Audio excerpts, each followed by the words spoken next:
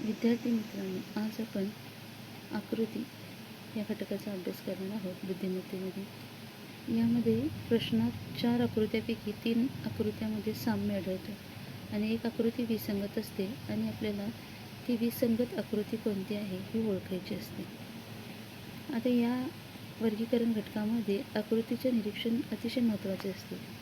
आकृत्या या घड्याळाच्या काट्याच्या दिशेने किंवा घड्याळाच्या काट्याच्या विरुद्ध दिशेने विशिष्ट कोनातून फिरलेले असतात.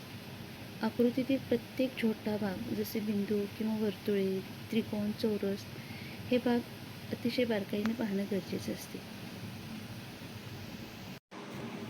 चला तर मग आपण पहिल्या आकृतीचा अभ्यास करूया. पहिल्या या प्रश्नामध्ये गटात न बसणारी आकृती आपल्याला ओळखायची. तेव्हा इथे काय काय दिलेलं आहे पहा. तर एक चौकोन P आणि हा कोपरा दिलेला आहे. तर आता या आकृतीमध्ये आपण प्रत्येक आकृतीचे निरीक्षण करायचे आहे. या Pचं स्थान, या कोपऱ्याचे Pचे स्थान, या कोपऱ्याचे स्थान प्रत्येक आकृतीमध्ये बघायचे. आता आपल्या इथे लक्षात येईल, पहिल्या आकृतीमध्ये Pच्या मागच्या बाजूला हा कोपरा आहे. दुसऱ्या आकृतीत Pच्या मागच्या बाजूला कोपरा आहे. इथे Pच्या मागच्या बाजूला कोपरा आहे. तर चौथ्या आकृतीमध्ये आपल्याला Pच्या समोर कोपरा दिसतो. म्हणजे जी 4 नंबरची आकृती आहे ती विसंगत आढळते आपल्याला. म्हणून आपलं उत्तर येणार आहे पहिलेला आहे. आता आपण निरीक्षण केलं या 4 आकृतींचे, तर आपल्या लक्षात येईल हा जो गोल आहे, हे जे वर्तुळ आहे ते अशा पद्धतीनं घड्याळाच्या काट्याच्या दिशेने फिरत आहे. लक्षात येईल. आता हा जो चौकोन आहे आतला, हा सुद्धा घड्याळाच्या काट्याच्या दिशेने फिरत आहे. परंतु आपल्या असं लक्षात येईल, हा फिरत असताना या दुसऱ्या आकृतीमध्ये आपल्या असं लक्षात येईल की हा रंगवलेला जो भाग आहे गडद तो मागे गेलेला आहे आणि हा कोरा भाग पुढे गेलेला आहे. या तिसऱ्या आकृतीमध्ये तसं आपल्याला आढळून येत नाही. चौथ्याही आकृतीमध्ये आपल्याला त्याचा जे रंगवलेला भाग आहे तो पुढच्या दिशेने आहे आणि कोरा भाग मागे आहे.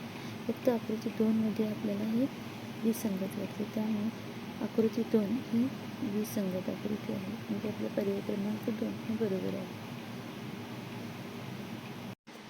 आता प्रश्न तिसरा. यामध्ये आपल्याला येथे वर्तुळ, त्रिकोण, त्रिकोणाच्या आतमध्ये एक आकृती आणि एक स्टार दिसते. आता यांचं जे स्थान आहे याचं आपण निरीक्षण करायचं आहे प्रत्येक आकृतीमध्ये.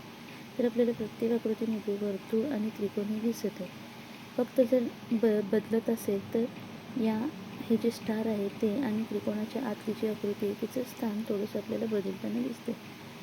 आता हे स्थान बदलत असताना कसा बदल झालेला आहे, तर पहिल्या आकृतीमध्ये या त्रिकोणाच्या आतली ही जी आकृती आहे त्याच्या समोर आपल्याला हे स्टार दिसते. या दुसऱ्या आकृतीमध्ये मात्र याच्या मागच्या बाजूला आपल्याला स्टार दिसते. या तिसऱ्या आकृतीमध्ये सुद्धा याच्या मागच्या बाजूला स्टार. या चौथ्या आकृतीमध्ये सुद्धा आपल्याला मागच्या बाजूला स्टार दिसत आहे. फक्त 1 नंबरची जी आकृती आहे यामध्ये आपल्याला हे स्टार या आकृतीच्या पुढच्या बाजूला दिसते. म्हणून पर्याय क्रमांक 1 म्हणजेच आकृती नंबर 1 ही आपल्याला विसंगत येथे आढळून येत आहे. प्रश्न चौथा. यामध्ये आपल्याला पुन्हा वर्तुळ दिसते बाहेरून. आतमध्ये 2 चौकोन आहेत. त्या 2 चौकोनामध्ये आपल्याला वेगवेगळ्या आकृत्या दिसतात. तर ह्या ज्या आकृत्या आहेत त्या कशा आहेत ते बघूया. पहिल्या आकृतीमध्ये आपल्याला दोन्ही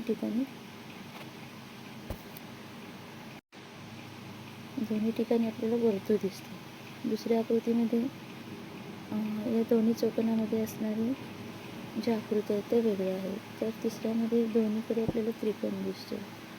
तर इथे चौकोनामध्ये दोन्ही सेम आकृत्या दिसतात. फक्त आकृती 2मध्ये आपल्याला त्या चौकोनामध्ये असलेला जो भाग आहे तो असमान दिसत आहे. म्हणून पर्याय क्रमांक 2 ही विसंगत आकृती आहे. लक्षात आले.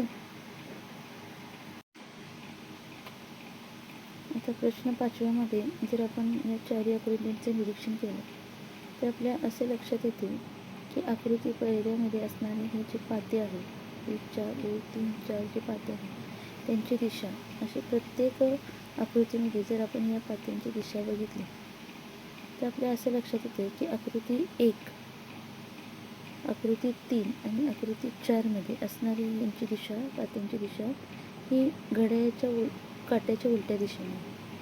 तर आकृती 2मध्ये असणारी ही दिशा जी आहे काट्यांची ती घड्याळाच्या काट्याच्या दिशेने आहे. म्हणजेच आकृती क्रमांक 2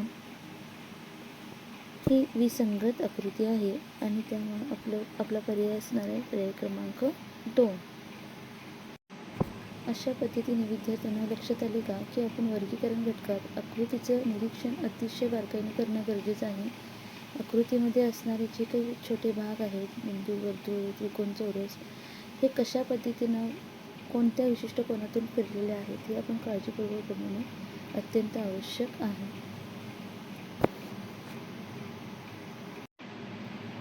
तर आता विद्यार्थी मित्रांनो, उरलेले प्रश्न आपण सोडवायचे आहेत आणि त्याचे जे काही पर्याय असतील ते तुम्ही मला कमेंटमध्ये सांगायचे आहे. प्रश्न क्रमांक 6, 7, 8,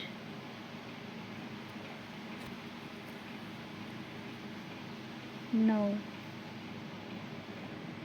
10 हे प्रश्न तुम्ही घरी सोडवायचे आहेत आणि त्याचे जे काही बरोबर पर्याय असतील ते तुम्ही मला कमेंटमध्ये सांगा. ओके.